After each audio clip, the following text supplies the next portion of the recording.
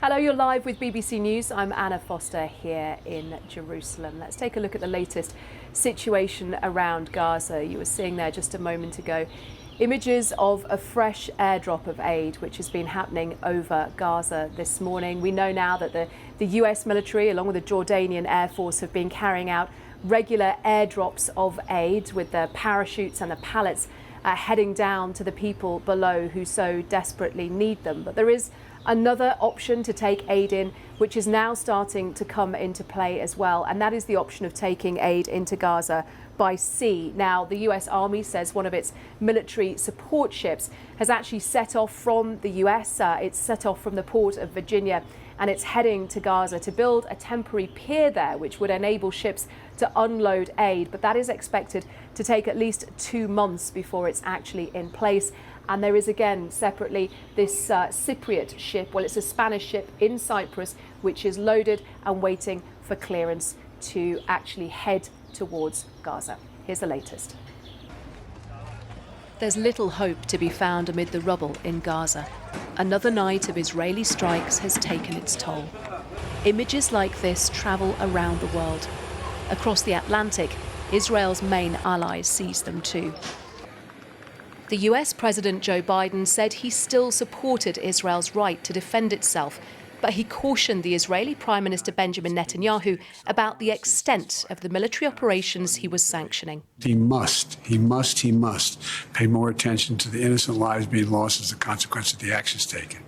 He's hurting, in my view, he's hurting Israel more than helping Israel by making the rest of the world, it's contrary to what Israel stands for. And I think it's a big mistake. Just 2 weeks ago, Mr. Biden was optimistic a ceasefire deal could be in place by Ramadan. But now, with just hours to go, there's no sign of an imminent breakthrough. That means other options to get aid into Gaza at scale are still being sought as the fighting continues.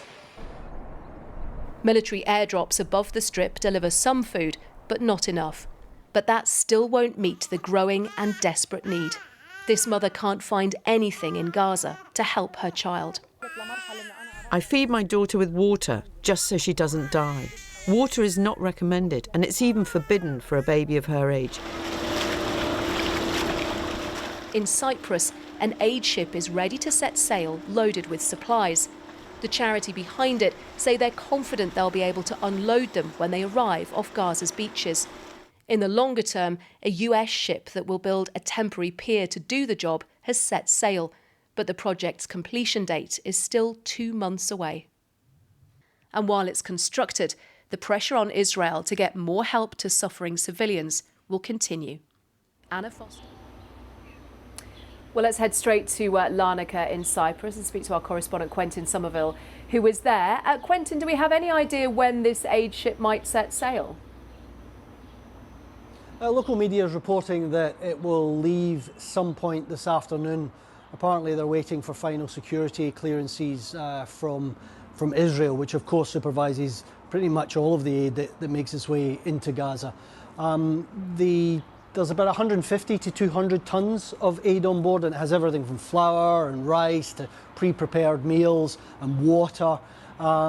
It's quite a long journey. It's 210 nautical miles. Normally that journey from here in Larnaca to Gaza would take about 15 hours, but because they're pulling that big, heavy barge, it might take longer. And the organisations involved have said a number of times the most difficult part of the journey will be the last mile. You just touched on that in your report, because landing in Gaza will be very difficult. It doesn't have a functioning port, and of course, in parts of Gaza, all law and order, all civil society really has broken down since Israel's bombardment and ground invasion.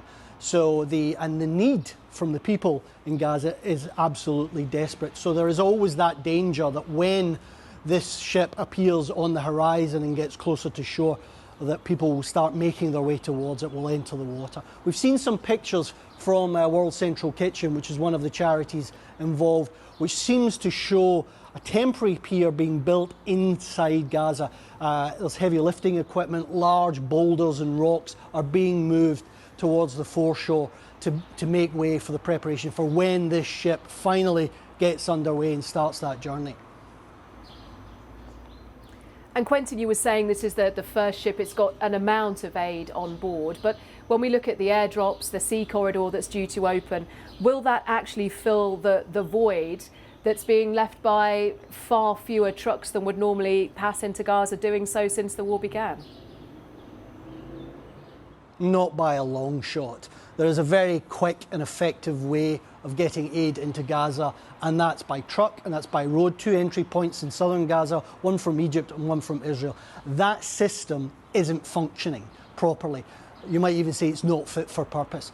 Certainly the British government and other governments have been pressurising Israel for months now to let more trucks in there. It's just over 100 trucks a day that are getting in. Before the war, Anna, it was over 420 trucks a day. The need clearly now is much greater. Now, that would be the quickest, easiest mechanism, but there's a lot of resistance and very little movement from Israel on that front. So these very complicated, very intensive efforts are going on instead. Maritime corridors and airdrops.